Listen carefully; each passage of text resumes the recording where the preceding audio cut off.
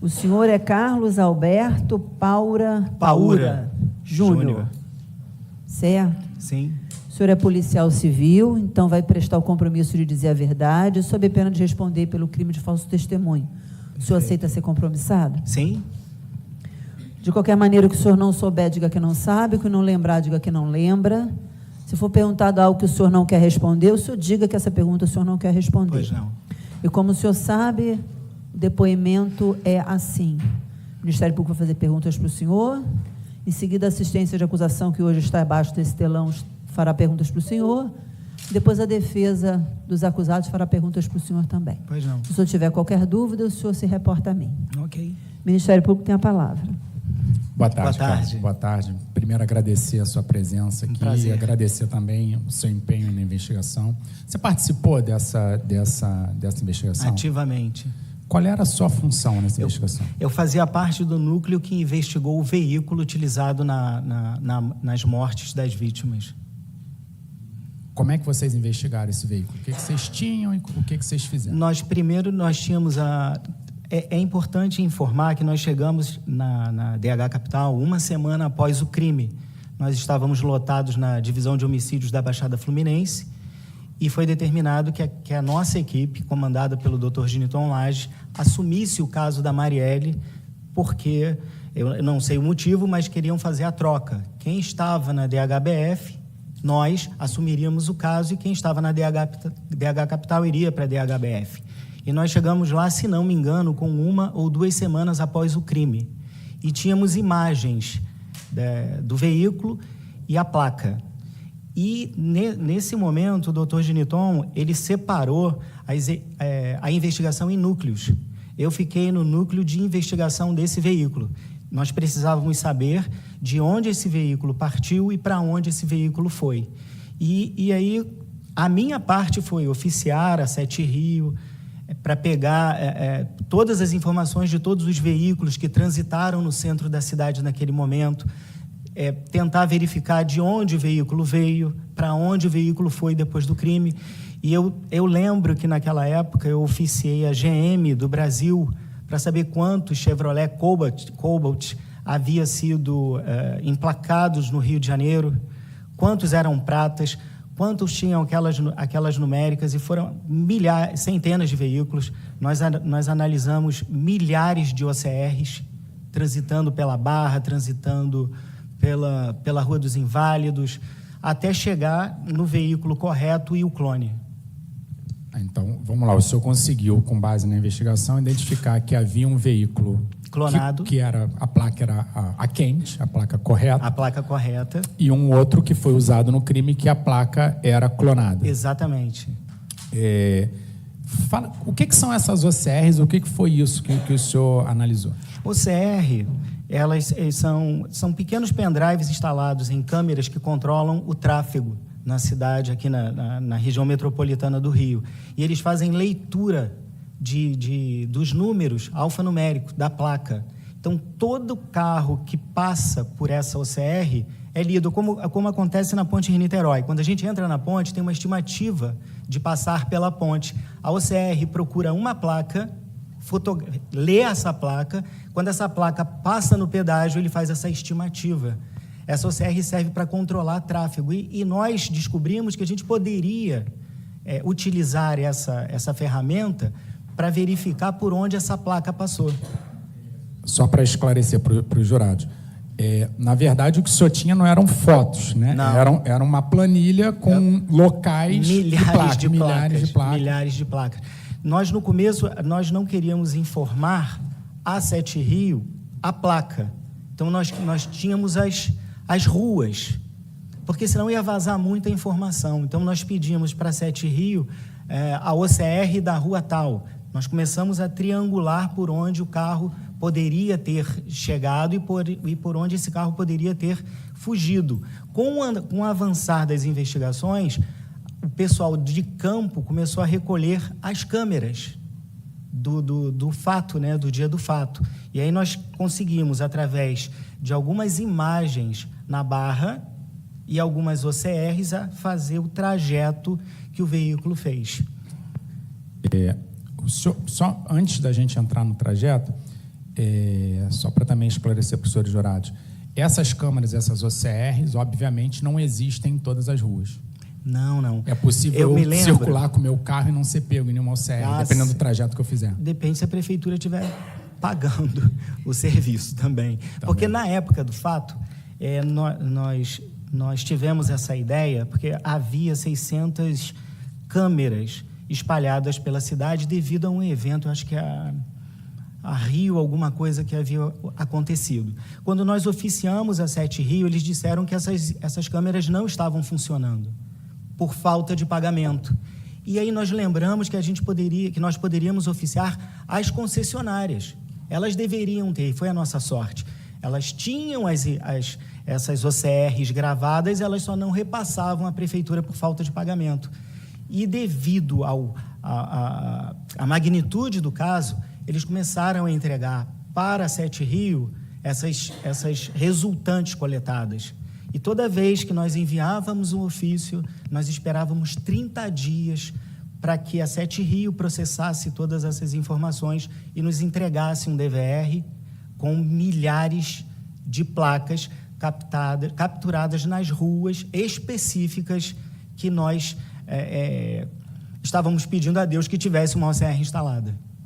Foi isso que aconteceu. Com base, então, nessas OCRs e nessas câmeras, os senhores conseguiram traçar o trajeto do carro no dia do crime? Sim. O senhor se recorda que trajeto foi esse? Se não me engano, sim. Na Orla da Barra, depois ele passa ali perto, próximo ao PP. Tem uma OCR naquela rua que eu esqueci o nome, que dá no Alto da Boa Vista. Lá embaixo, na Conde de Bonfim.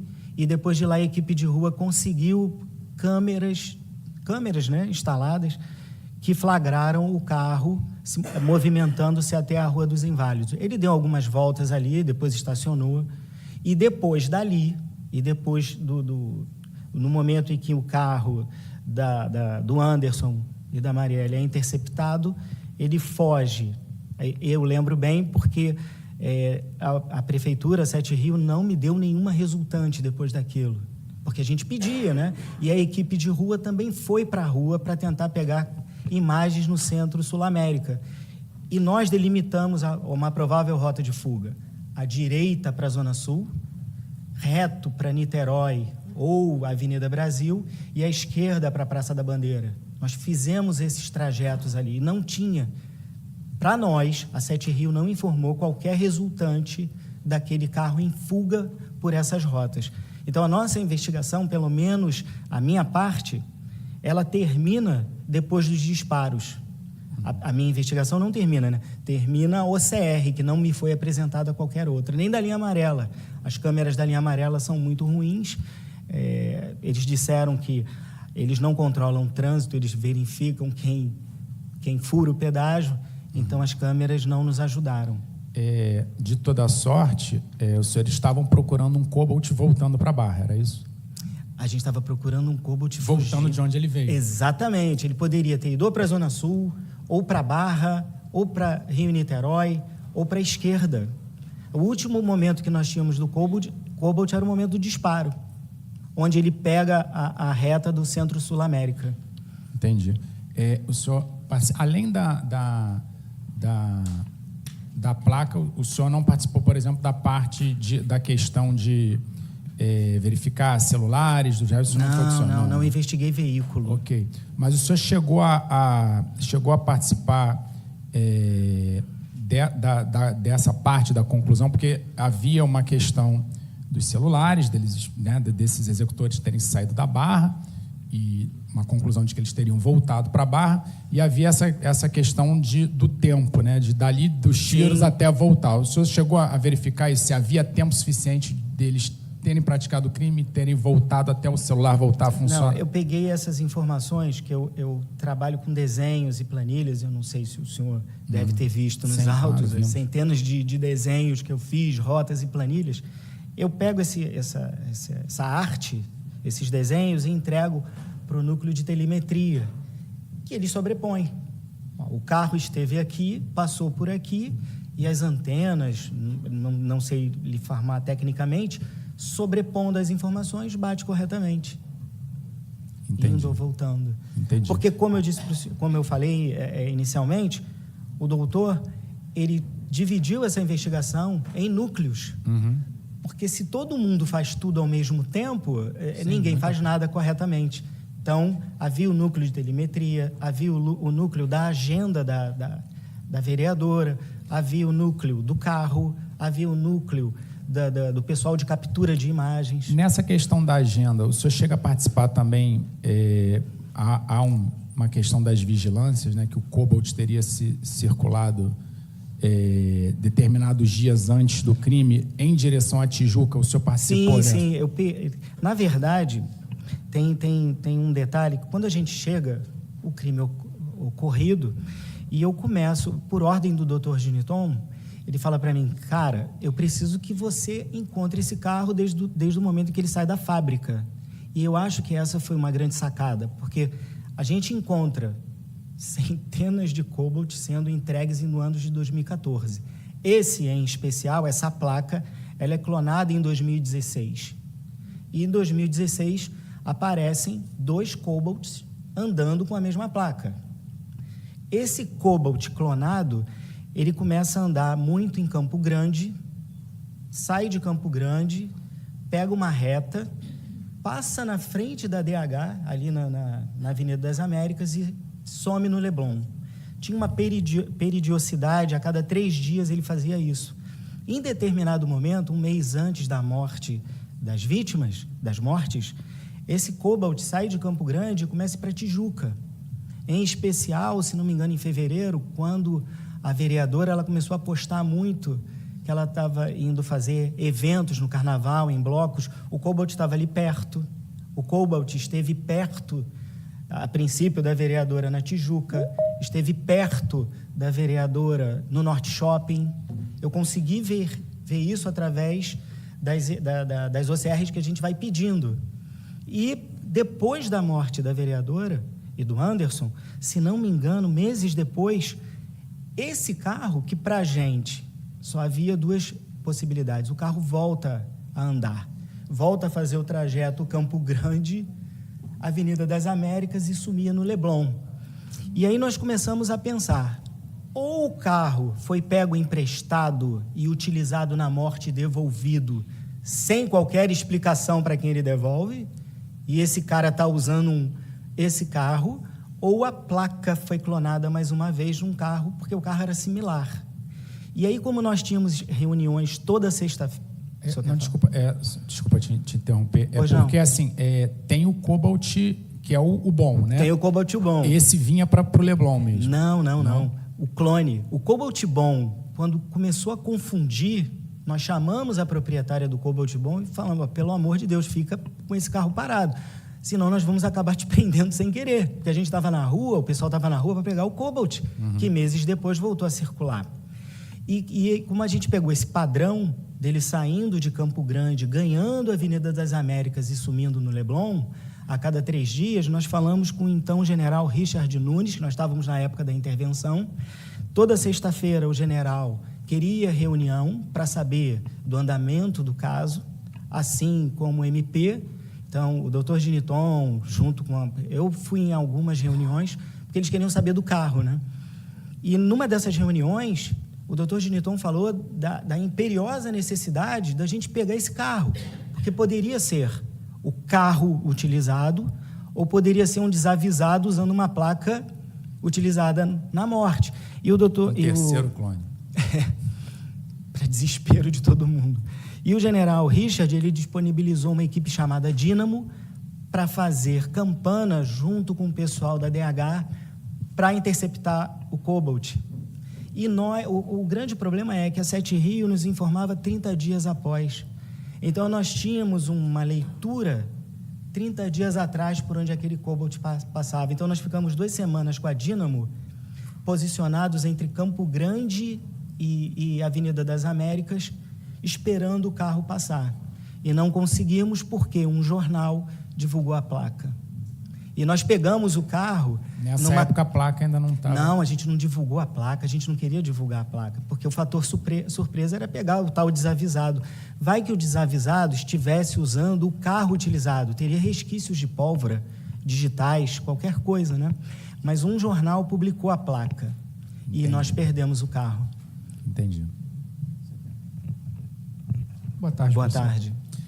O senhor mencionou no início do seu depoimento que o senhor procurou algumas ruas de interesse na torcida de ter Exato. câmera e tudo mais. Quais seriam essas ruas e por quê? Ai, eu não... Assim, As ruas, ainda que próximo No do local. entorno. Eu digo para o senhor que a gente procurou as ruas após o crime, porque a gente precisava saber para onde aquele carro foi, porque nós tínhamos 2 OCRs. A procura né? inicial, então, se deu pela rota de fuga.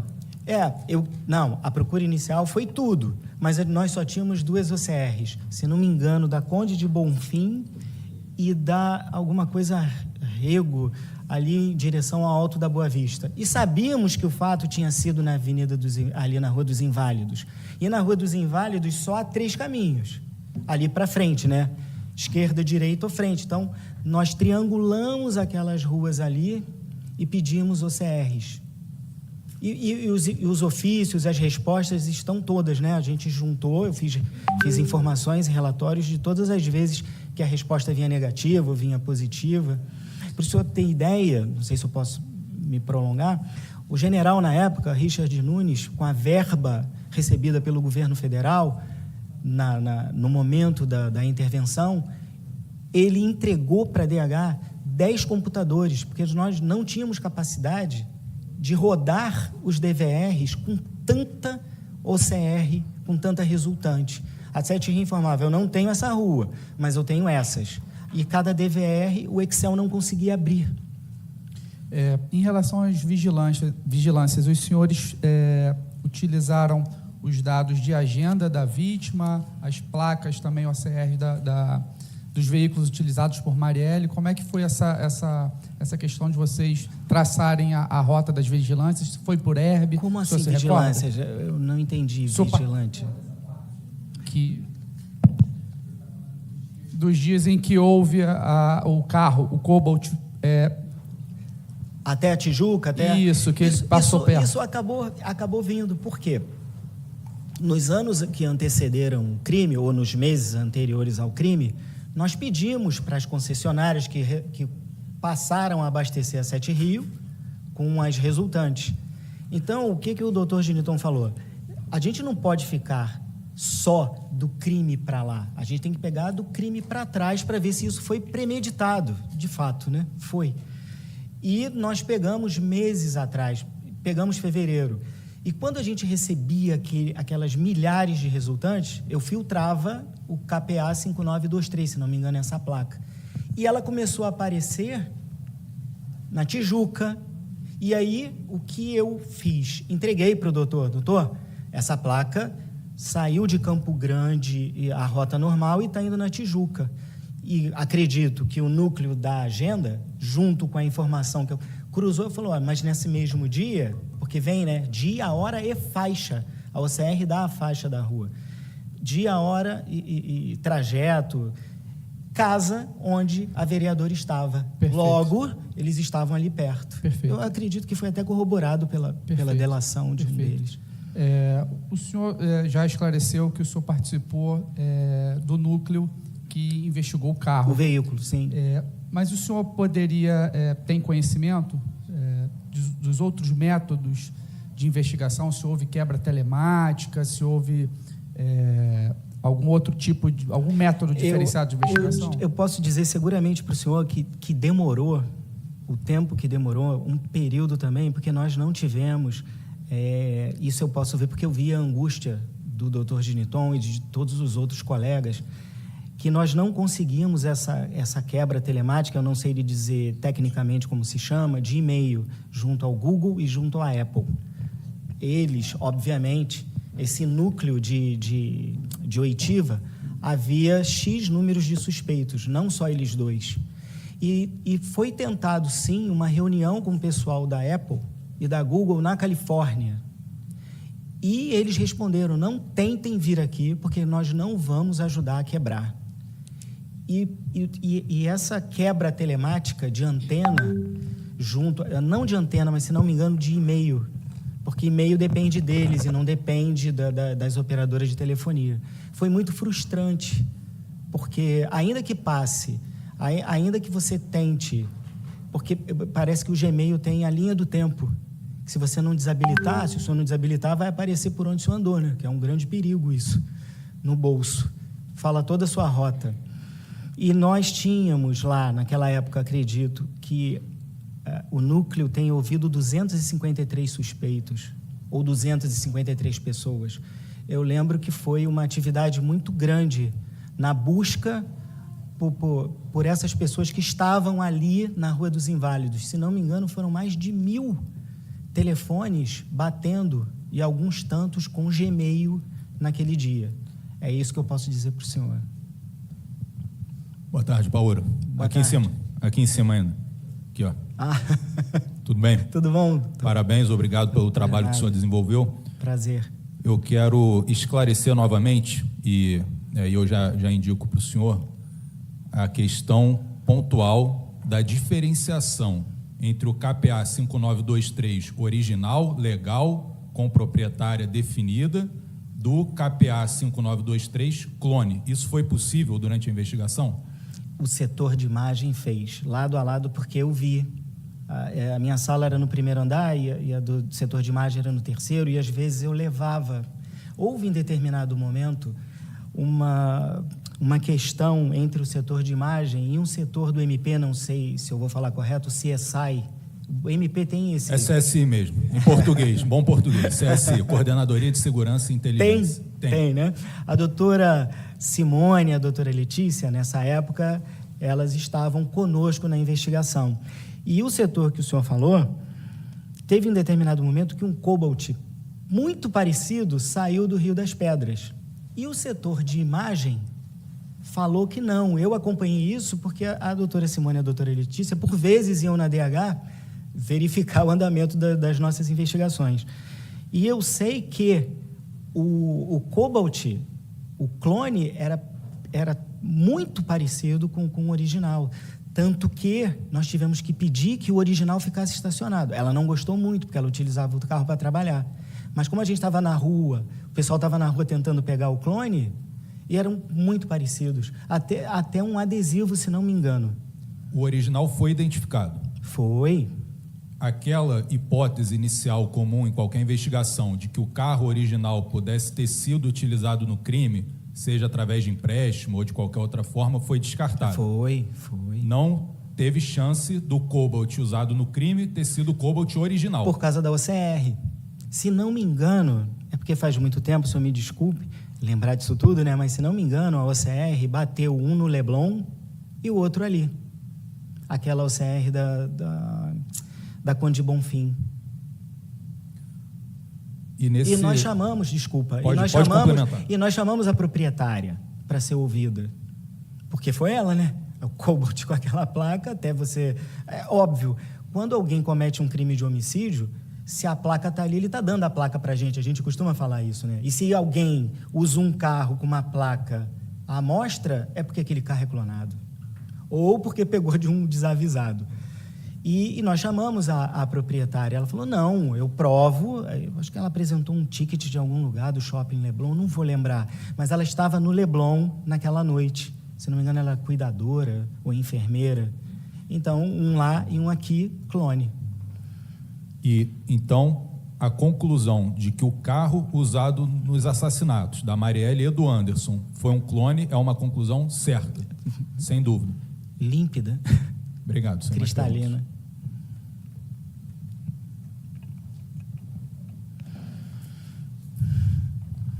Sem mais. A assistência de acusação tem a palavra.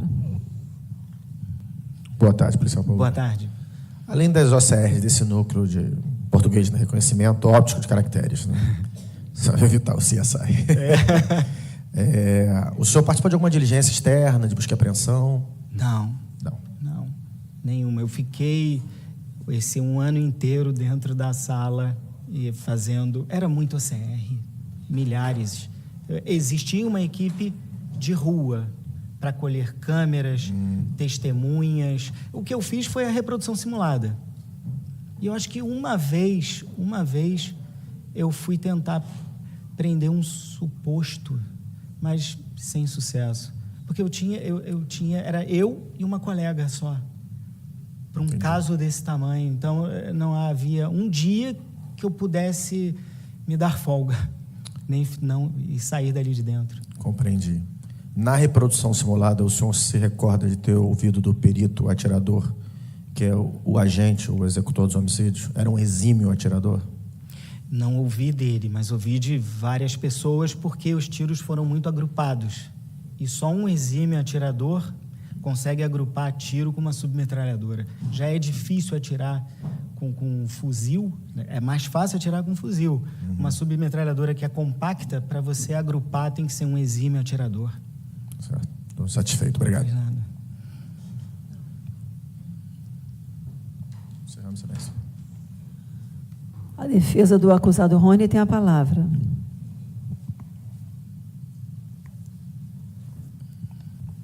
Boa tarde, policial. Boa tarde. Tudo bem? Tudo bom?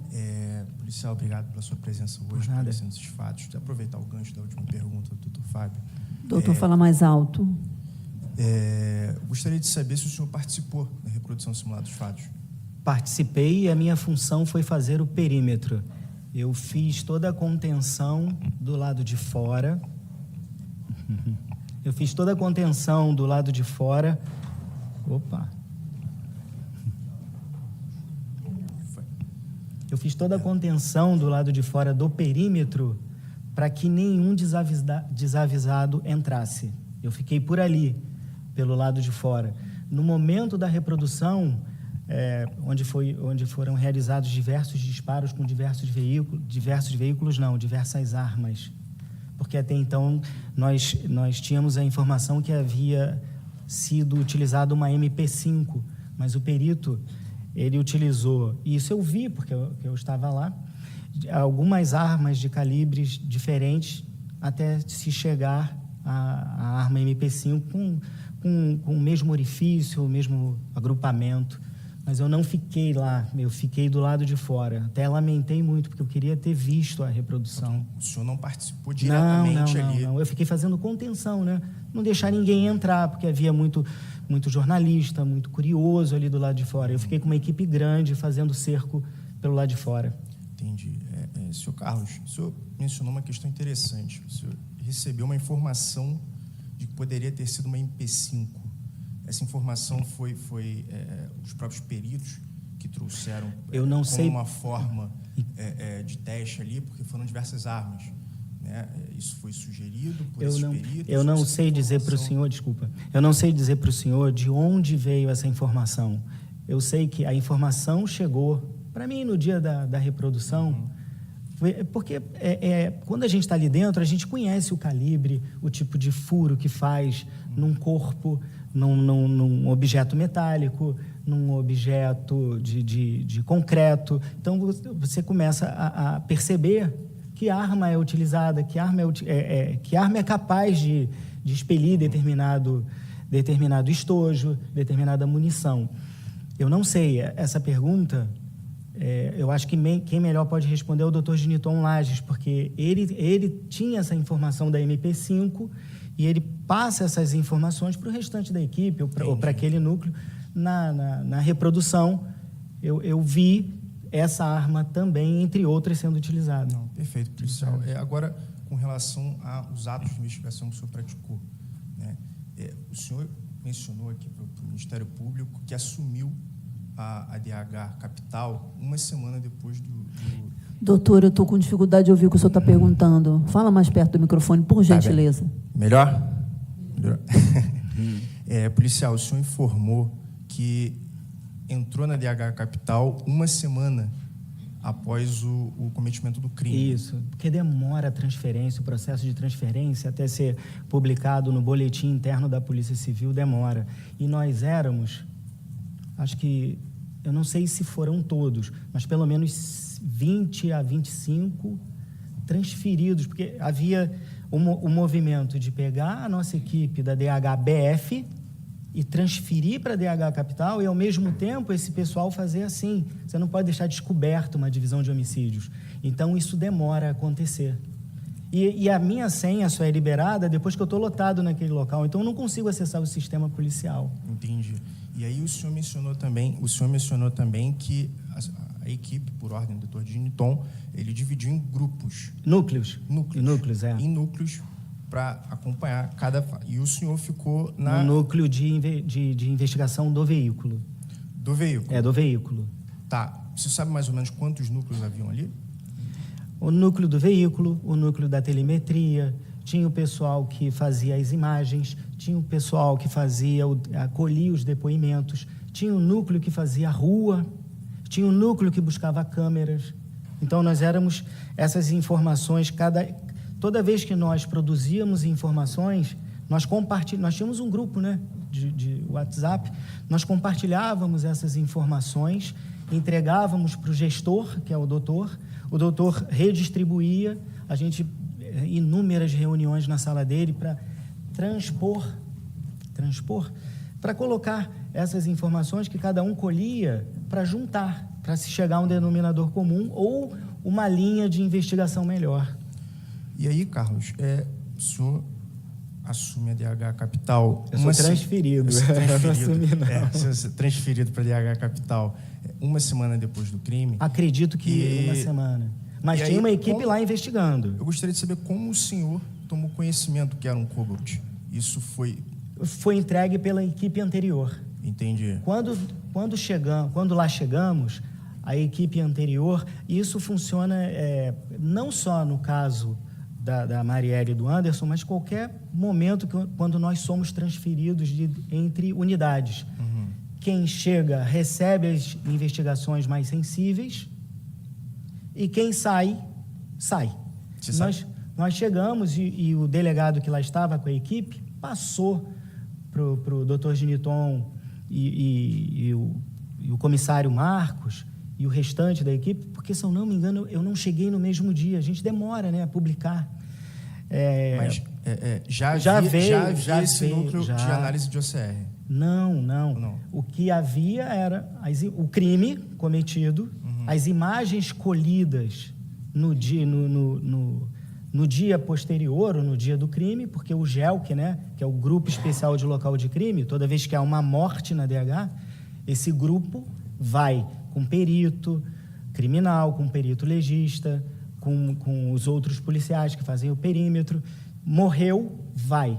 Esse grupo foi, como os jornais publicaram, a mídia, e lá, nesse momento, começam a ser colhidas as câmeras, depoimento, faz-se a perícia do veículo, pessoas. Então, quando a gente chega lá, o GELC, que é o Grupo Especial de Local de Crime, já tinha feito o local. Entrega, nós temos imagens do carro. Então, quando eu chego lá, eu já tenho uma imagem do carro e uma placa. E a gente sabia que aquilo ia dar trabalho, porque ninguém faz o que faz dando uma placa. Pois é, Carlos, e essa é a minha próxima pergunta. Qual o primeiro ato, o senhor se recorda do seu primeiro ato de investigação nesse caso? Assim, você recebeu as imagens, a placa do veículo? Analisar imagens e aproximar a imagem para ter certeza da placa. Quando eu sento na cadeira e recebo a incumbência de achar o carro, a primeira coisa que a gente faz é pegar essa imagem e aproximar. E eu não sou especialista em aproximar a imagem, eu chamo o amigo especialista em imagem para ajudar a aproximar, e aí não fomos só eu e ele, um monte de gente interessada em saber, e identificamos a placa. E tivemos a ideia, eu não sei se o senhor se recorda, que meses antes houve um homicídio de uma senhora, dona de um restaurante, anos antes, famosa na Gávea. Ela morreu com um tiro na testa. E esse caso foi meu, capitaneado pelo Dr. Giniton.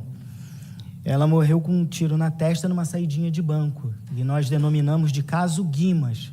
Ela morreu na Praça da Gávea. E foi a primeira vez que nós utilizamos essa ferramenta, o recurso. Tivemos esse start de, se há câmeras de segurança na Avenida das Américas, se essas câmeras são utilizadas para monitorar trânsito, talvez essas câmeras possam nos ajudar através de leitura e bingo. Nessa época do caso Guimas, nós tivemos sucesso em descobrir que o carro saiu lá de Pedra de Guaratiba, parou na Gávea, voltou através desse recurso. Quando nós nos deparamos com o caso da Marielle, vamos usar as OCRs. E o grande desespero, não é desespero, né? Mas o que nos deixou chocado é, não tem OCR funcionando. Pô, como é que não tem OCR funcionando? Aí o que nós fizemos? Vamos nas concessionárias. Tudo bem que não se paga. Aí as concessionárias nos forneceram. Só aproveitar o que o senhor já está falando, com relação...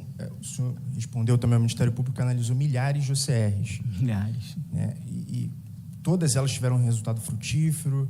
Como é que... Não, as OCRs funcionam assim. Aqui tem uma câmera e aqui tem a rua. Não é nem câmera, né? O OCR é um pendrive que faz leitura de números e de letras. Então, nós precisávamos saber se o Cobalt passou aqui ou passou acolá, passou lá atrás. Então, nós precisamos...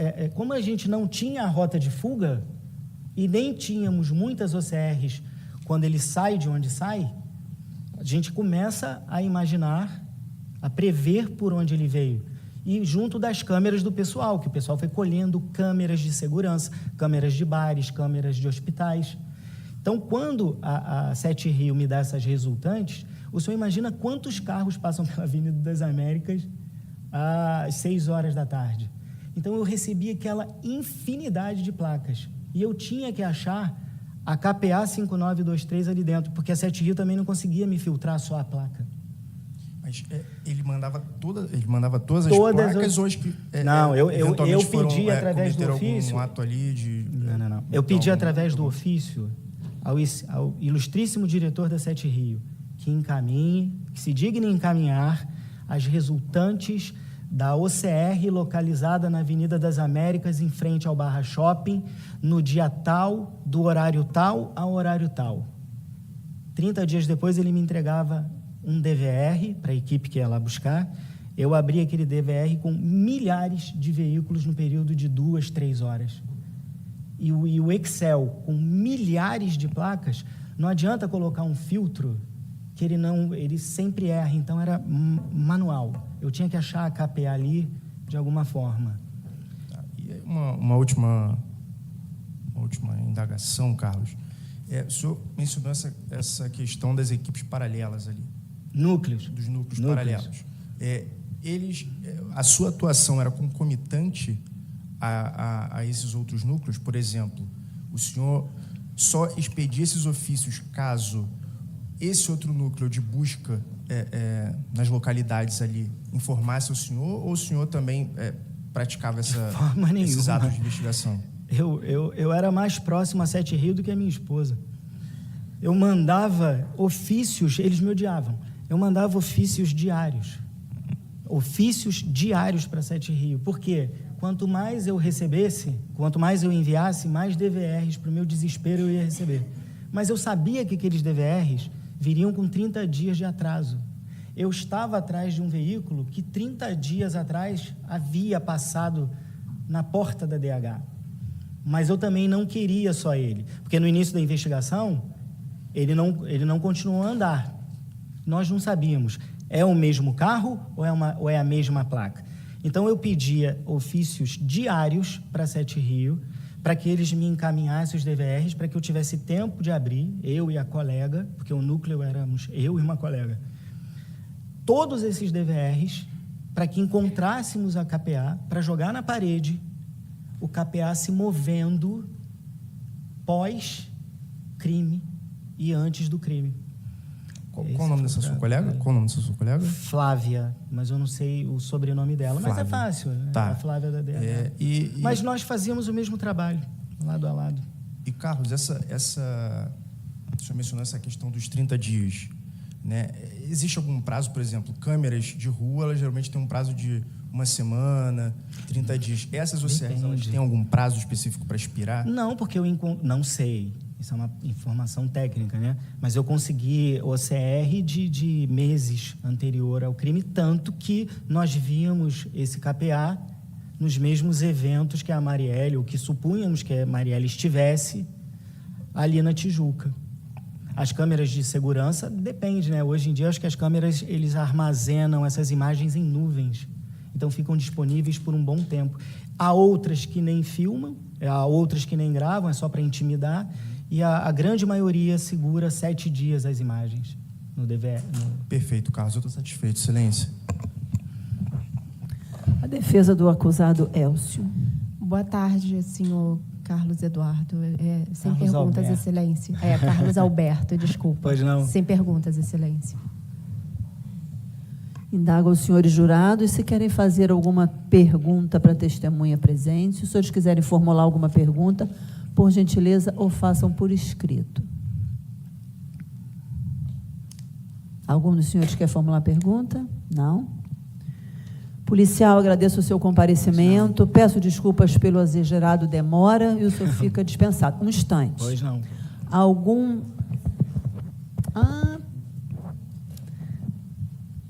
Sem pressa. Por escrito. Isso. Sem pressa.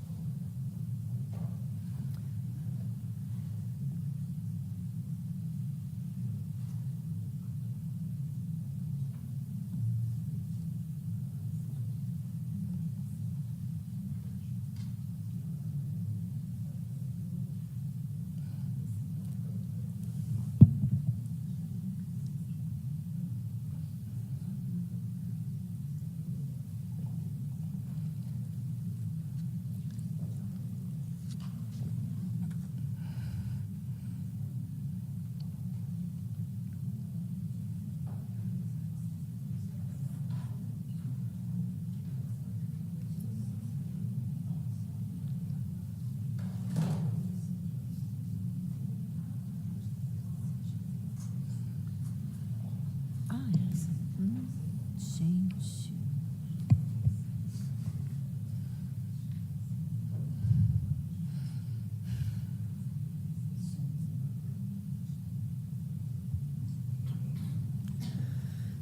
Policial, eu vou pedir que o senhor narre, desde o início, o senhor já disse que quando foi transferido para a Delegacia de Homicídios da capital, levou um tempo para ter a sua senha.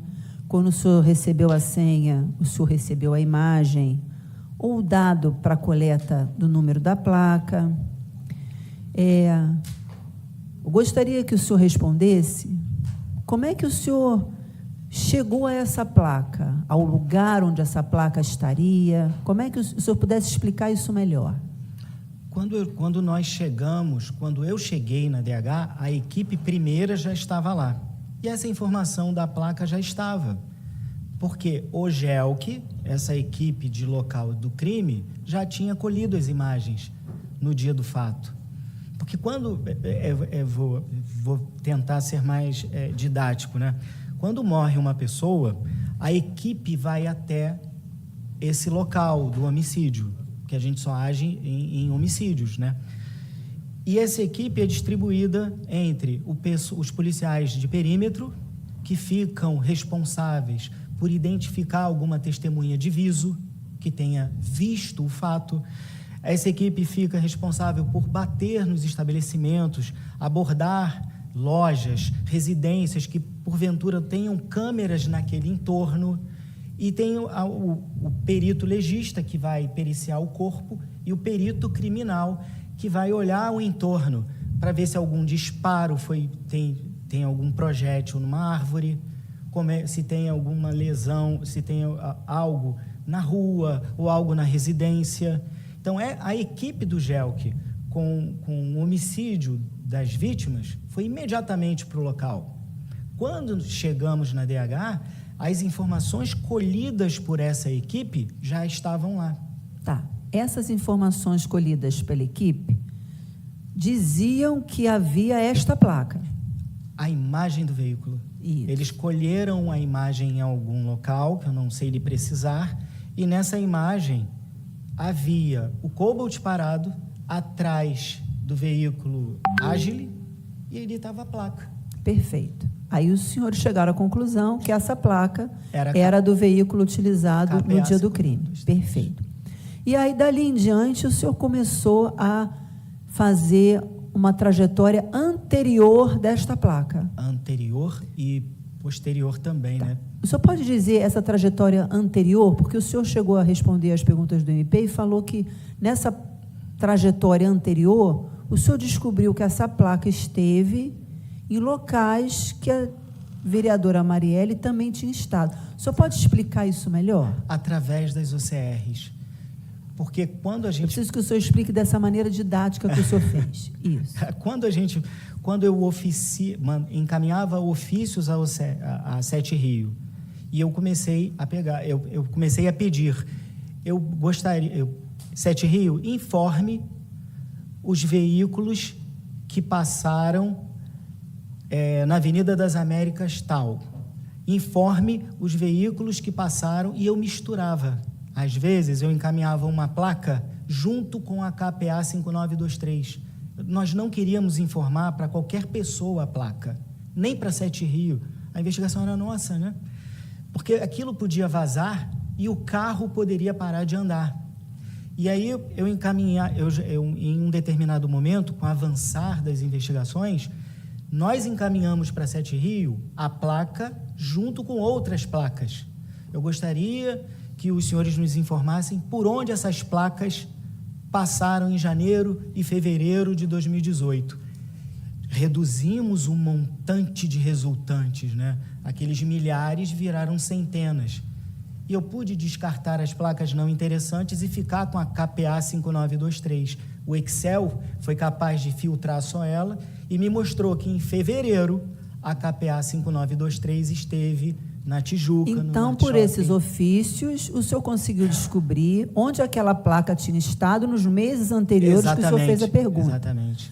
Mas o senhor disse também que acabou descobrindo que em alguns lugares que então os ofícios responderam que a placa esteve, a vereadora também esteve.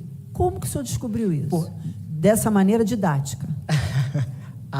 O núcleo que investigou a agenda e esteve em contato com o gabinete da vereadora, informou que ela esteve em eventos no Carnaval, em fevereiro de 2018, pela Tijuca, que se eu não me engano, que ela esteve próximo ao Norte Shopping ou nas imediações da Tijuca. Eu entreguei para esse núcleo, para o doutor Giniton, a resultante da KPA de janeiro e fevereiro.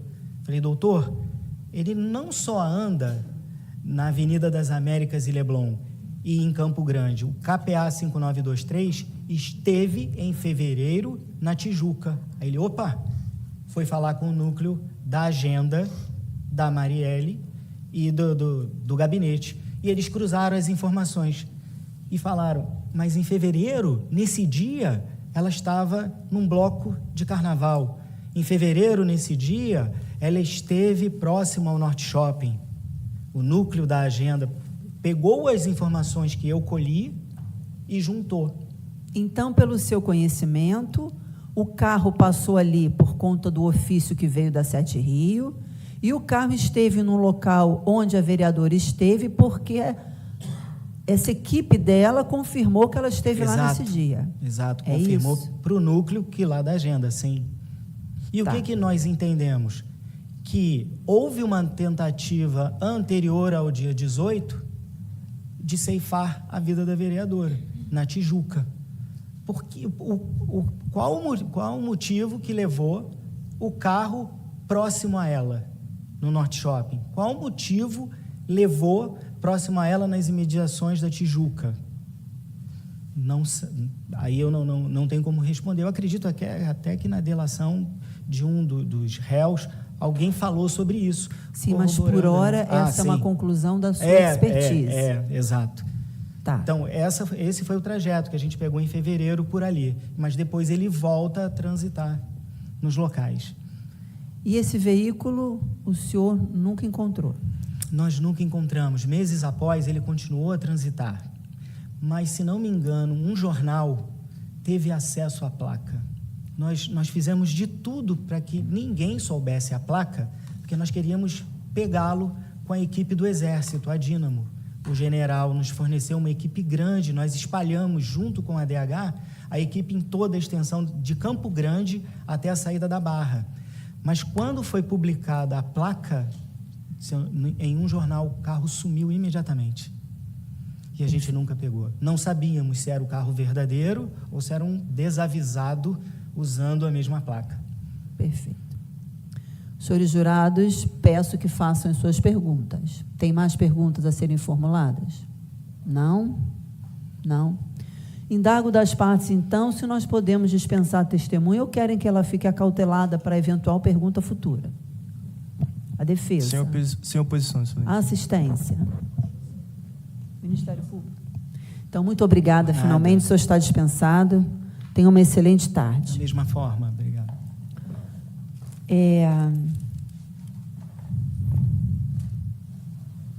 São, arredondando, 15h40.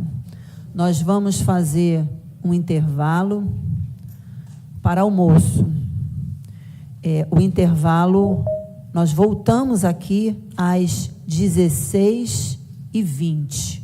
São 40 minutos de intervalo.